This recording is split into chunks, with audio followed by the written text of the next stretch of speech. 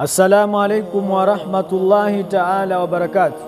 Ndugu zangu watukufu wapenzi wa Allah, leo tena tarehe 19 mwezi wa 6 2026, taasisi yenu ya Umata, umoja wa maimamu na walimu wa madrasa Tanzania, chini ya mwenyekiti wake Sheikh Arif Suria, Allah leo ametuafikisha tumekuja kutoa huduma ya chakula hospitali ya Mwananyamala.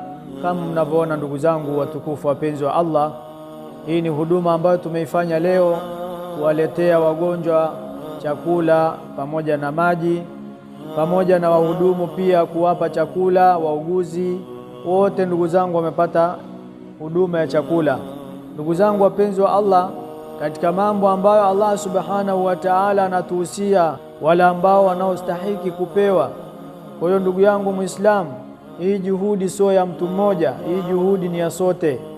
Haya ni maneno ya Allah subhanahu wa ta'ala, anatukumbusha ndugu yangu Muislamu, wewe ambaye Allah anakupa uwezo, anakupa riziki, basi toa kwa ajili ya kuwasaidia wale ambao ni wahitaji.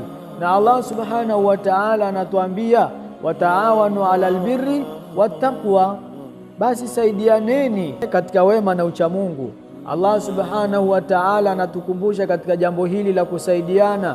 Leo taasisi yenu ya umoja wa maimamu na walimu wa madrasa Tanzania Umata imekuja kutoa huduma ya chakula hiki. Tunakukumbusha ndugu yangu Muislamu, hii ni juhudi ya sote. Toa, lakini pia changia kwa namba zinazopita hapo chini, sisi tutafikisha. Jazakumullahu khair wa hasan jazaa fi darain. Shukran.